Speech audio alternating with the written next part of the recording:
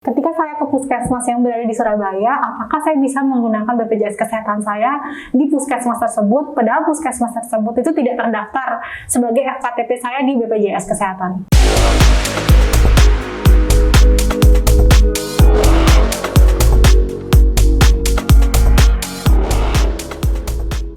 Halo sahabat sehat, kembali lagi dalam episode podcast kita di bulan Juni ini bersama podcast Pro Health NTB Network bersama saya Nabila Setiarani.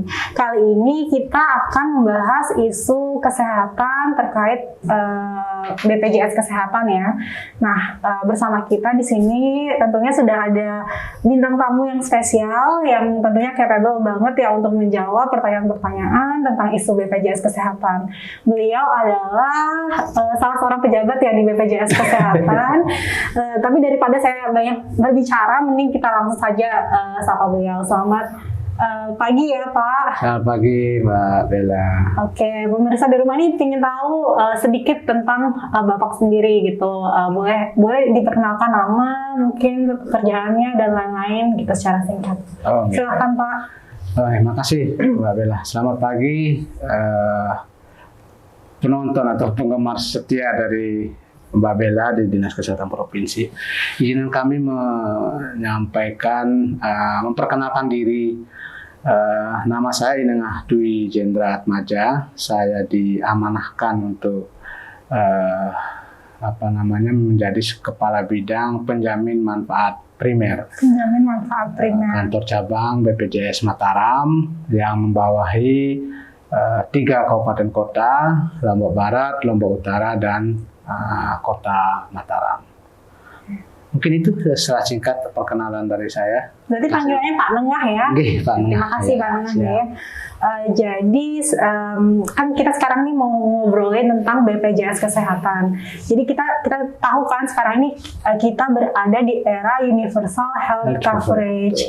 Jadi di mana semua orang itu bisa mengakses pelayanan kesehatan tanpa perlu memikirkan lah terlalu berat tentang biaya gitu Pak ya. Dan mungkin di negara-negara yang lebih maju itu sudah lebih dulu memiliki skema seperti ini. Misalnya di Australia sama di Amerika itu ada namanya Medicare.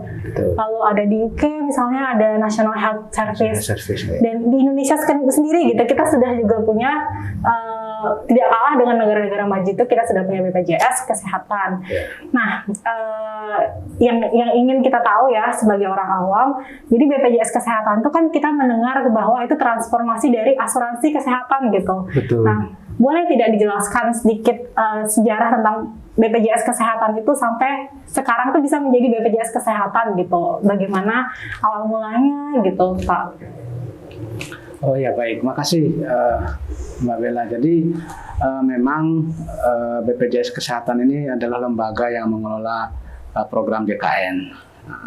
Awalnya BPJS Kesehatan terbentuk memang transformasi dari PT Askes itu di tahun 2014. Nah, sejak berdirinya BPJS, cakupan kepesertaan dari JKN ini memang cukup luas dibandingkan dengan Askes yang dulu mengelola aparatur sipil atau sekarang dulu disebutnya PNS. Nah, sejak BPJS Kesehatan tahun 2014 cakupan kepesertaannya diperluas. Jadi seluruh masyarakat yang menjadi warga negara Indonesia itu wajib menjadi peserta JKN. Jadi kami lembaganya, programnya namanya program JKN. Oke, namanya BPJS, programnya JKN. JKN ya. Nah, sejak 2014 itulah BPJS beroperasional, kemudian kepesertaannya wajib. Nah, nanti kepesertaannya itu dikelompokkan beberapa segmen. Nah, itu nanti yang yang tujuan utamanya, tujuan besarnya adalah semua masyarakat Indonesia itu menjadi peserta JKN yang biasa disebut Universal Health Coverage. Gitu. Berarti Askes itu dulu sebenarnya peruntukannya hanya untuk PNS ya lebih fokusnya, tapi sekarang BPJS atau JKN ini menjangkau seluruh masyarakat. Betul. Oke, jadi itu bedanya ya antara Askes dan BPJS. Nah, sekarang kita mulai masuk masuk nih ke hal yang lebih detail lagi. Mungkin pemirsa di rumah ini ingin tahu bagaimana sih cara mendaftar menjadi keanggotaan BPJS Kesehatan. Apakah kita tuh harus datang ke kantor BPJS dan mendaftar di sana, atau memang kita bisa melakukan itu dari mana saja dengan channel-channel online dari BPJS Kesehatan? Oke. Baik, makasih Mbak Bella. Jadi peserta BPJS Kesehatan ini terdiri dari jenisnya terdiri dari dua, peserta yang penerima bantuan iuran dan peserta yang non penerima bantuan iuran. Nah, peserta yang penerima bantuan iuran yang biasa disebut PBI itu adalah peserta-peserta yang tergolong tidak mampu, yang mana iurannya itu dibiayai oleh pemerintah, baik itu pemerintah pusat maupun pemerintah daerah. Kemudian yang peserta yang non PBI itu adalah peserta-peserta yang bukan penerima bantuan iuran. Nah, jenisnya itu misalnya yang seperti Mbak Bellanya ASN, dia jenis kepesertaan PPU namanya, peserta penerima upah. Dan ada lagi peserta mandiri, yang biasa disebut di kami itu adalah peserta bukan penerima upah atau PBPU. Nah, peserta yang PPU memang dia kolektif. Kolektif maksudnya itu adalah peserta yang secara keanggotaannya didaftarkan oleh lembaga atau perusahaannya. Nah, mekanisme pembayarannya adalah pemotongan dari jasa atau upah per bulannya dengan komposisi yang sudah ditentukan. Nah, kemudian yang peserta yang bukan penerima upah atau biasa disebut peserta mandiri, memang dia mendaftarkan dirinya secara pribadi. Nah, di kami itu mendaftarkan dengan satu KK namanya, satu keanggotaan keluarganya. Nah, untuk peserta yang memilih, jadi di peserta mandiri itu ada tiga kategori iuran di kami itu. Yang pertama itu iuran untuk mengambil kelas 1, hak kelas 1-nya, kemudian iuran untuk kelas 2 dan kelas 3. Nah, untuk iuran kelas 1 itu besarannya 150.000. 150.000 ya, kemudian kelas 2 itu 100.000, kemudian yang kelas 3 itu 35.000 per bulan Pak ya? Per bulan, per bulan per orang, per bulan per jiwa. Nah, pendaftarannya itu apalagi zaman sekarang sudah digital ya, kita sudah punya namanya pendaftaran peserta melalui WA. Jadi istilah di kami itu Pandawa. Pandawa. Ya. Okay. Secara administrasinya peserta yang yang mau mendaftarkan diri itu bisa melalui itu atau bisa datang langsung ke kantor BPJS Kesehatan terdekat. Gitu. Untuk pendaftaran online yang tadi Pandawa ini bisa diselesaikan langsung secara online ya Pak, semua persyaratan gitu, tidak perlu datang ke kantor atau daftar online dulu dan harus ke kantor juga gitu?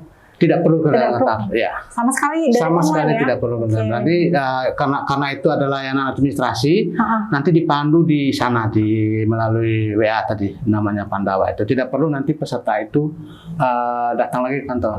Ya. Wah, itu sangat memudahkan sih sebenarnya. Betul. Nah, kalau misalnya nih Pak, kan Presiden sendiri tuh punya program seperti Kartu Indonesia Sehat dan lain-lain. Nah, itu bagaimana ya integrasinya program-program kesehatan gitu yang sudah ada ke BPJS Kesehatan?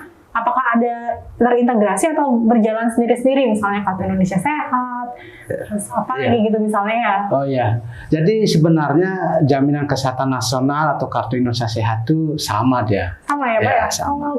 Jadi jaminan kesehatan nasional, kartu BPJS, nah itu sama. KIS, biasa disebut orang KIS. Iya, KIS ya. KIS, biasa di masyarakat tuh sampaikan KIS atau kartu Jamkesmas biasanya disampaikan. Nah itu sepanjang dia terdaftar, nah itu sebenarnya sama. Kartu BPJS, kartu jaminan kesehatan, kartu Indonesia Sehat itu sama, programnya sama dan itu hanya nama saja. Tadi yang biaya-biaya misalnya 150.000 per bulan untuk kelas 1 itu untuk mandiri ya Pak ya? Mandiri ya, untuk betul. Mandiri. Kalau untuk tadi penerima bantuan Iuran Iuran itu Ya. tidak perlu bayar. tidak perlu bayar. Karena dari udah ada masuk Sudah, ke dalam ya betul. Ya, maksudnya bukan tidak perlu bayar, itu dibayar oleh pemerintah. pemerintah ya, udah masuk ke dalam Betul, ininya pemerintah. Oke, jadi sebenarnya kita juga sudah mengumpulkan ya beberapa pertanyaan atau kebingungan-kebingungan dari masyarakat terkait BPJS Kesehatan ini. Salah satunya ada kasus ya Pak ya, misalnya seseorang, anggaplah Bapak Budi gitu kan, Bapak Budi ini sebelumnya memiliki BPJS Kesehatan Mandiri. Atau misalnya dia Bapak Budi ini belum bekerja lah dan dia masuk ke dalam penerima bantuan iuran atau PBI. Tapi dengan berjalannya waktu Pak Budi ini akhirnya diterima di suatu instansi, anggaplah itu Dinas Kesehatan Provinsi kan. Nah, bagaimana keanggotaannya gitu, bagaimana pengalihan dari awalnya dia BPJS Kesehatan yang ditanggung oleh pemerintah daerah dan menjadi sekarang BPJS yang nantinya dipotong gitu dari gajinya gitu Pak. Bagaimana penjelasan? Ya, baik, terima kasih Mbak Bella. Jadi sebenarnya ini sejak tahun 2014 itu kita sudah masif melakukan sosialisasi. Nah, tapi terima kasih juga nanti di Dinas Kesehatan Provinsi biar lebih masif informasinya. Untuk kepesertaan ini kami juga ucapkan terima kasih. Jadi tadi terkait dengan pertanyaan yang pertama, untuk peserta yang beralih ke segmen kepesertaannya dari PBI menjadi PPU, nah itu apabila dia bekerja di suatu instansi, dia didaftarkan secara kolektif oleh instansinya.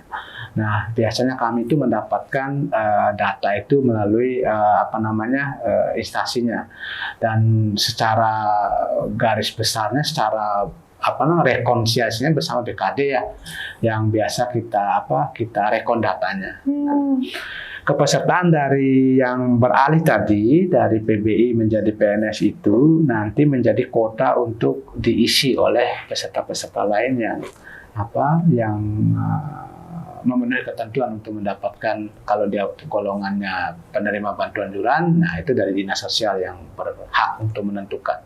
Karena di sana ada verifikasi validasi untuk peserta yang berhak menerima bantuan iuran untuk peserta PPI atau tidak mampu. Nah, bagaimana syaratnya? Syaratnya tadi secara kolektif dia kumpulkan SK-nya, surat keputusan dia menjadi PNS, kemudian slip gaji. Ya, kalau tidak salah model DK ya biasanya ya. Iya, ya betul. Biasanya di instansi itu. Kemudian ada KK ya. KK. Tidak tiga Pak ya. Ya. Jadi pertama itu SK, kemudian slip gaji, KK, kemudian KTP. Oh, ada KTP juga. Nah, KTP ini memang harus diidentifikasi lagi. KTP yang NIK-nya sudah online yang Dukcapil. Nah, kadang informasi juga mungkin banyak masyarakat kita itu yang tanda kutip nomor induk kependudukannya itu masih yang lama. Sekarang kan sudah ada nomor induk kependudukan atau NIK yang online. Online ya, bisa dicek langsung online. Dicek langsung Iya, gitu. betul. Nah, itu mungkin yang yang menjadi syarat untuk peserta beralih segmen kepesertaannya menjadi PPU. Ya, jadi itu ya ternyata bisa secara kolektif dilakukan pengajuan gitu, tidak harus sendiri-sendiri.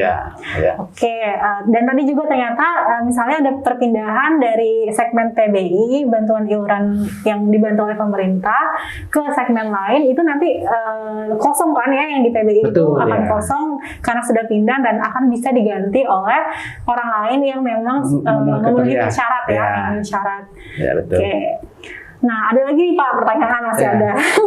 Jadi, Jadi misalnya nih Pak, anggaplah saya ya Pak ya, saya dan ada seseorang laki gitu kan. Nah, saya tuh sebelum menikah saya sudah memiliki BPJS Kesehatan, dan lelaki yang lain ini juga sudah memiliki BPJS Kesehatan di kantor kita masing-masing nih Pak.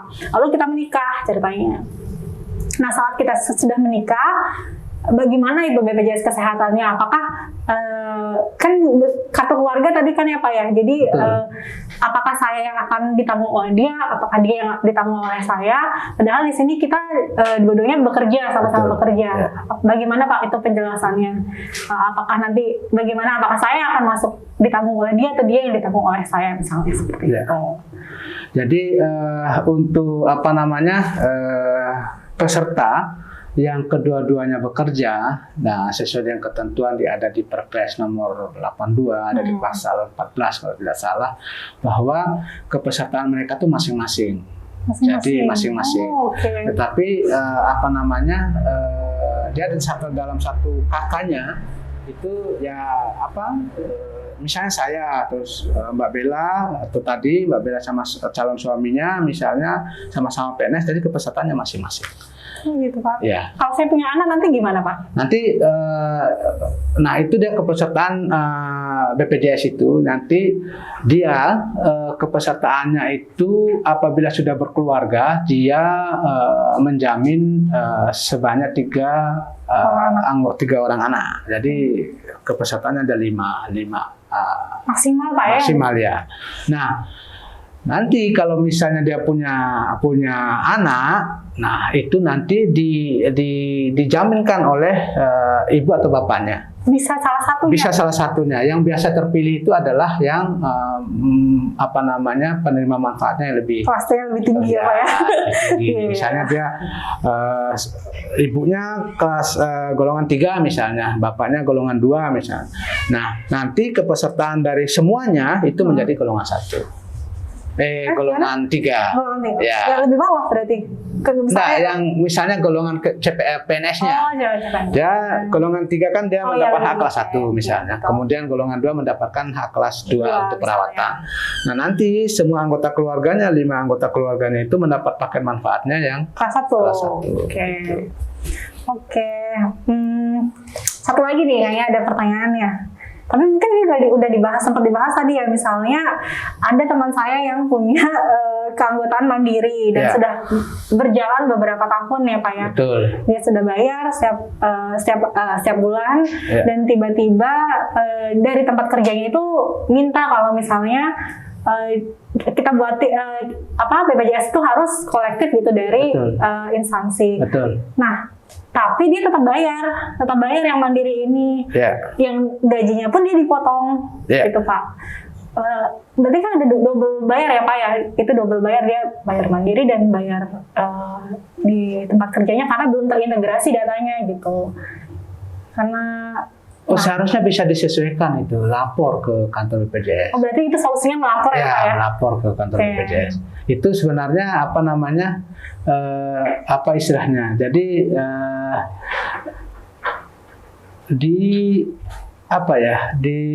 direkon kembali, direkonsiliasi iuran preminya. Nah itu nanti di kantor BPJS. Ya. Oke. Berarti seharusnya itu tidak double bayar. Iya betul. Lapor aja, tapi nanti bisa langsung berpindah ya. Berpindah. Oke. Itu pertanyaan tentang kepesertaan ya, keanggotaan. Ya. Lalu kita move on nih ke cara penggunaan BPJS Kesehatan.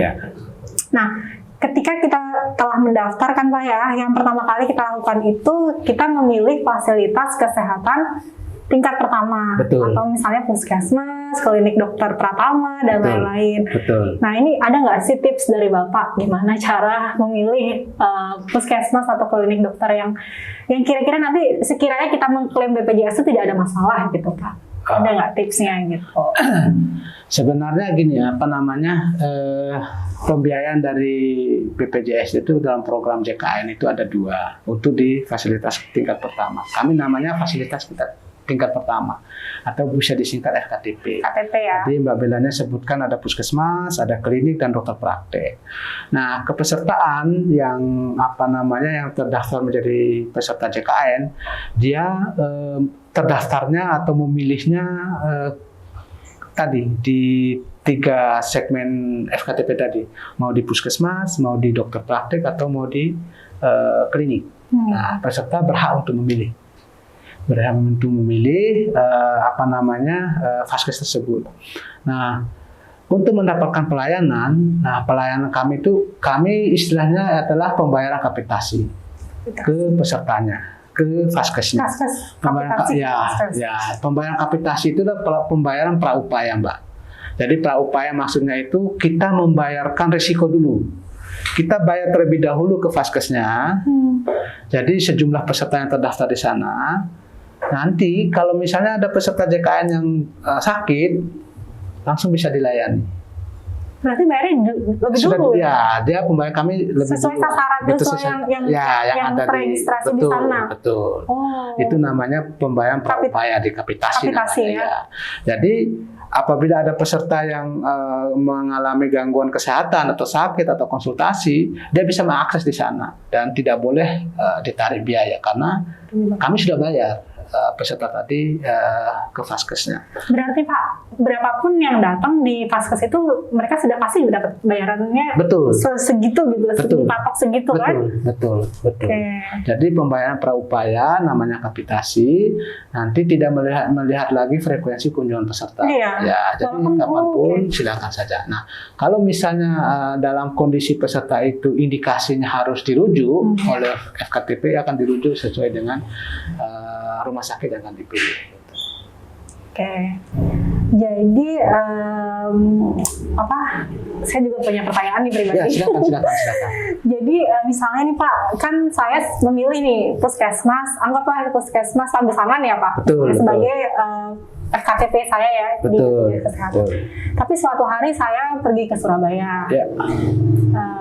Unfortunately saya jatuh sakit nih di Surabaya. Dan saya butuh kan pergi ke fasilitas kesehatan tingkat pertama.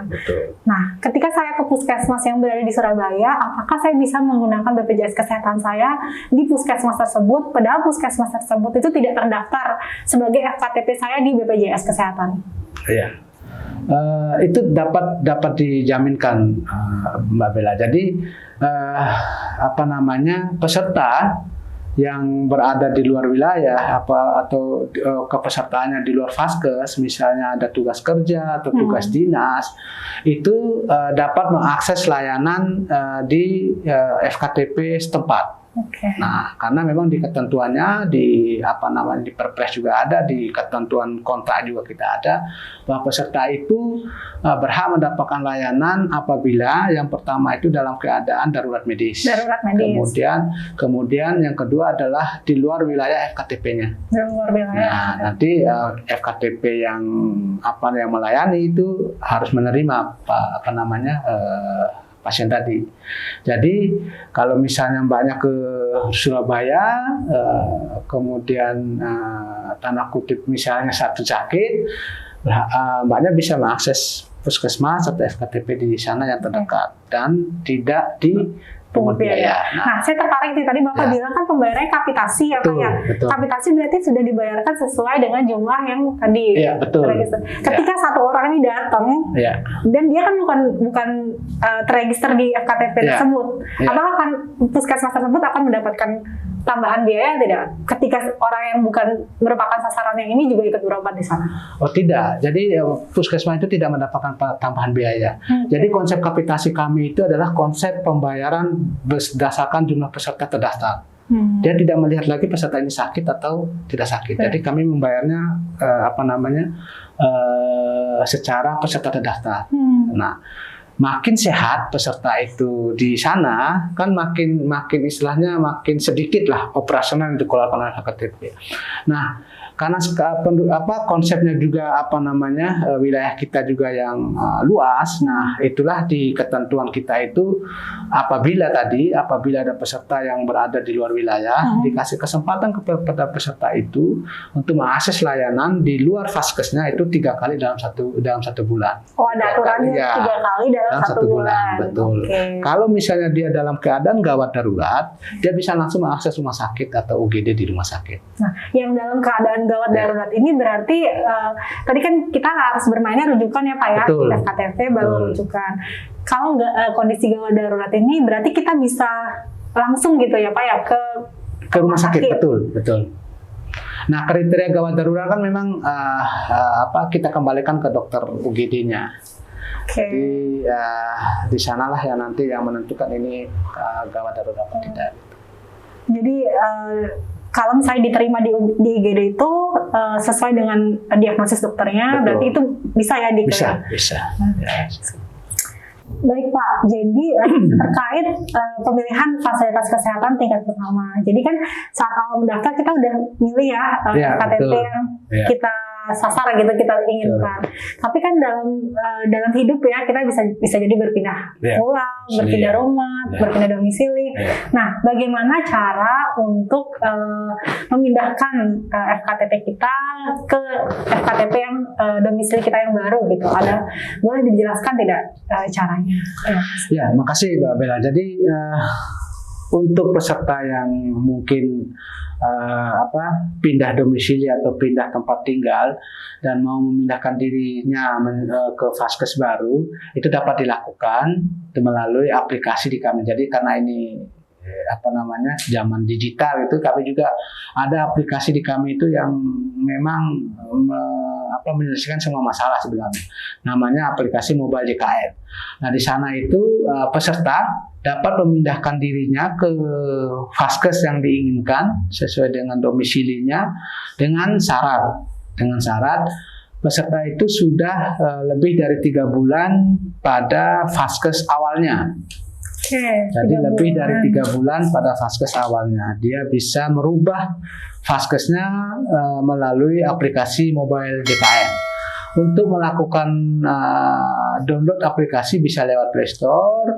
Kemudian apabila ada terkendala dengan nomor HP pada saat instalasi Mobile JKN, bisa masyarakat atau peserta menghubungi namanya Pandawa di kami, namanya nomor Pandawa di nomor 081 181 65 165.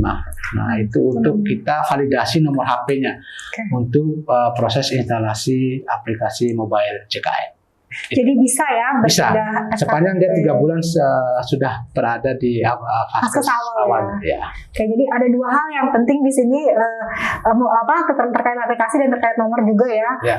Ada Mobile JKN itu bisa diakses melalui Play Store bagi pengguna Android atau App Store ya bagi pengguna iPhone. Lalu bisa juga chat lewat Pandawa di nomor 081 181 65 165. Apabila ada kendala di nomor HP pada saat instalasi, dia bisa langsung hubungi nomor Pandawa. Oke. Baik Pak. Oh iya. ada lagi. Oke, jadi ada juga tentang pengaduan nih Pak yang pengen saya tahu. Pengaduan ya. Kalau misalnya ada hal-hal yang tidak kita customer atau pasien gitu merasa tidak puas dan ingin melapor ke BPJS Kesehatan, adakah channel-channel yang disediakan oleh BPJS Kesehatan untuk melapor ke BPJS gitu? Ya. Nah, untuk pengaduan atau pelayanan informasi masyarakat atau peserta yang menjadi peserta JKN itu bisa langsung ke PIPP namanya. PIPP dan itu ada di PIPP itu apa Pak? Pelayanan informasi dan pengaduan peserta yang ada di rumah sakit maupun di FKTP. Ada nggak sih biasanya ditempel di vaskes-vaskes ya? Salah satunya itu ada mukanya juga kan? Ya, kan bisa nama gitu. Ada wajahnya, ada nomor HP-nya dan itu sudah tampil ada di masing-masing rumah sakit ya. Dan di puskesmas pun atau di FKTP pun kami punya. Oh iya. Ya. Nanti di sana peserta bisa menanyakan informasi atau pengaduan atau keluhan silakan. Jadi ya itu yang sarana pertama. Nanti bisa langsung. Nah, kemudian sarana lainnya juga ada di kita itu ada aplikasi mobile yang bisa di Android, itu namanya aplikasi Mobile JKN. Mobile JKN ya nanti silakan masyarakat yang punya HP dan Android, nah itu bisa mendownload di Play Store aplikasi Mobile JKN namanya. Nah itu adalah aplikasi yang menurut kami itu selesai tuntas di sana dengan satu genggaman. Jadi administrasi, pengalaman pengaduan itu ada di sana. Kira-kira berapa lama dari pengaduan itu masuk atau keluhan atau apapun itu masuk sampai akhirnya dilayani itu berapa lama Pak jaraknya gitu? Dia kalau tidak salah maksimal 1 kali 24 jam. Maksimal ya? Berarti maksimal. langsung nih bisa cepet kan? Bisa ya, langsung bisa terekod di kami itu dan kami harus tindak lanjuti. Harus tindak lanjuti. Ya. Oke. Nah, saya juga tertarik nih saat kita memanfaatkan BPJS Kesehatan. Ya. Berarti kan ada kondisi-kondisi yang akan tercover dan kondisi-kondisi yang tidak bisa di-cover gitu oleh BPJS Kesehatan. Apa semua kondisi kesehatan itu bisa di-cover ya Pak di BPJS Kesehatan? Misalnya semua penyakit, apapun penyakitnya itu bisa di-cover di BPJS Kesehatan atau ada kondisi-kondisi tertentu di mana BPJS Kesehatan tidak bisa digunakan untuk klaim tersebut gitu Oh, Pak. ya. Nah, untuk pelayanan indikasi, jadi semua layanan itu sepanjang dia ada indikasi dari dokternya, nah itu memang menjadi jaminan dari BPJS Kesehatan. Jadi kalau dibilang semua, saya juga tidak bisa mengambil untuk semua. Kalau gitu yang tidak deh Pak, Yang mungkin lebih gampang tidak tercover nah, ya. yang tidak gitu. tercover misalnya ada keinginan untuk punya anak keturunan, nah itu kan tidak bisa. Kemudian satu lagi adalah upaya untuk bunuh diri. Nah itu juga misalnya dia mungkin tanda petik minum racun misalnya. Nah itu memang tidak menjadi jaminan kita. Kemudian yang ketiga adalah pelayanan untuk kosmetik, dalam rangka kosmetik. Jadi misalnya apa istilahnya? Perawat gigi, gitu kan? Gigi, kemudian merubah wajahnya mungkin kan. Operasi itu memang di luar. Nah, kemudian yang selanjutnya adalah pelayanan di luar ketentuan. Nah, tadi di luar ketentuan misalnya dia harusnya harusnya ke mana? Ke puskesmas atau FKTP, dia dalam keadaan tidak darurat ke rumah sakit. Nah, itu tidak luar ketentuan. Berarti kalau saya bisa simpulkan yang barusan ini sebenarnya kalau yang selain tadi yang Bapak sebutkan itu, misalnya upaya bunuh diri, yang berhubungan sama kecantikan, yang tidak sesuai prosedur rujukan, itu sebenarnya kemungkinan untuk tercover oleh BPJS Kesehatan tuh sangat besar ya Pak ya? Tidak tercovernya, maksudnya tidak tercovernya. Selain itu Pak, maksudnya kalau misalnya kita ngikutin alurnya BPJS, kita tidak berupaya untuk bunuh diri, kita tidak benar-benar sakit gitu Pak. Itu semua tercover kan? Itu suatu anugerah sih sebenarnya ya buat masyarakat Indonesia ini gitu Pak. Betul. Jadi kita udah tidak perlu lagi memikirkan terlalu banyak gitu tentang biaya kalau sakit. Kalau dulu kan ketika kita sakit pasti kita akan jatuh miskin ya Pak. Iya betul. Sekarang kan udah ada BPJS Kesehatan yang akan. Ada logo baru juga Mbak. Ada logonya ya. Apa istilahnya? Masyarakat miskin dilarang sakit dulu. Iya dulu ya. Nah, sekarang itu ada lagi dibilang masyarakat miskin itu dilarang ditarik biaya pelanggan kesehatannya.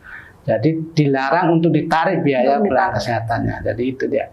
Jadi masyarakat miskin itu sudah punya jaminan dan itu sudah jaminan kesehatan nasional dan itu seharusnya dia sudah tidak lagi memikirkan biaya atas pelayanan kesehatan. Gitu.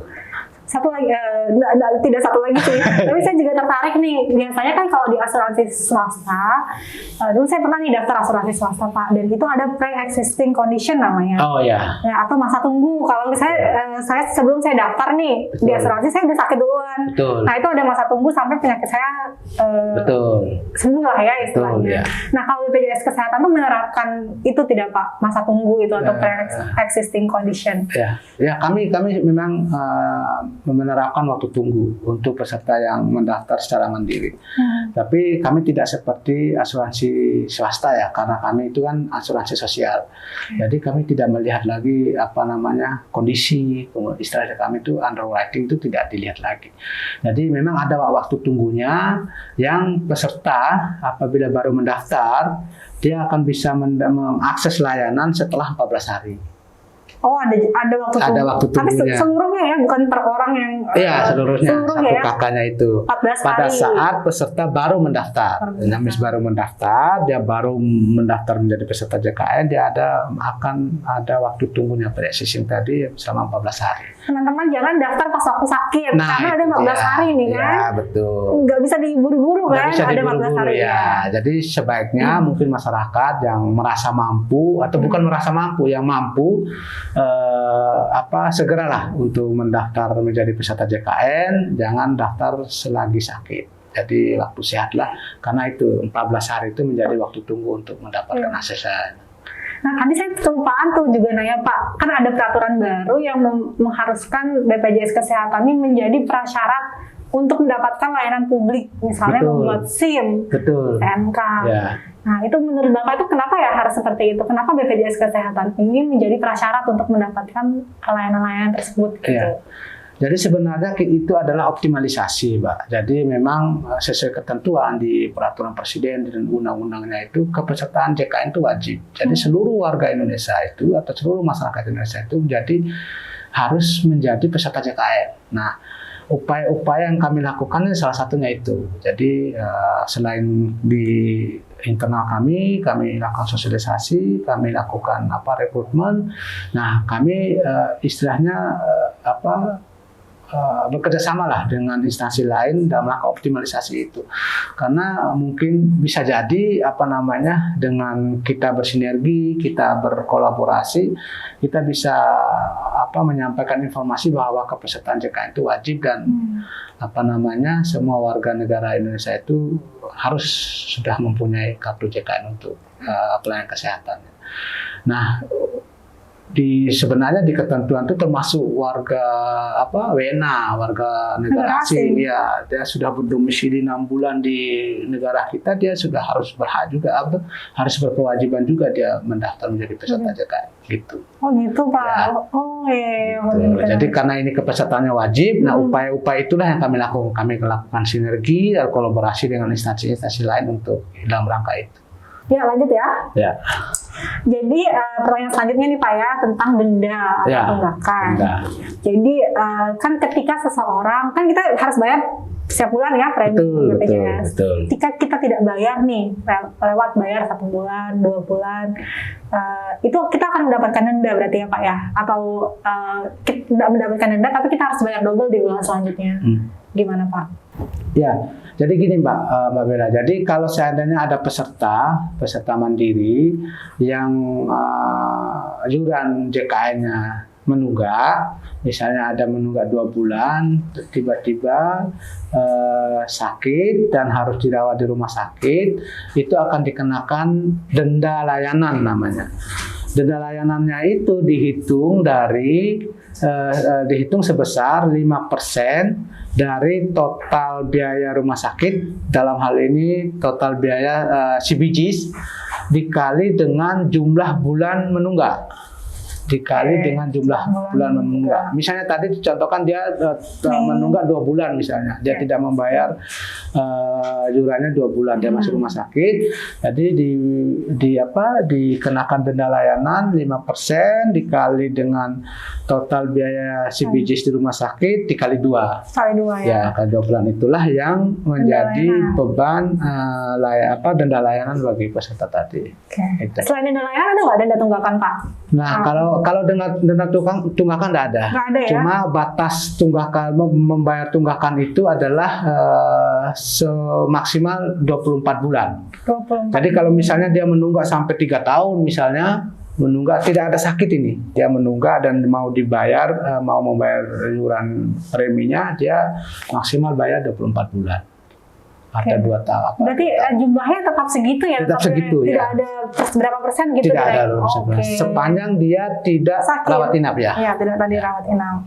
Oke, berarti kesimpulannya tadi kalau misalnya seseorang yang menunggak ini sakit, betul. Saat dia ingin mendapatkan layanan, betul. Ada denda layanan. Ada denda layanan sebesar 5% ya. Kalau misalnya tidak sakit, tunggakan itu harus dibayar dalam waktu maksimal ya. Maksimal ya. Itu 24 bulan. Ya, betul.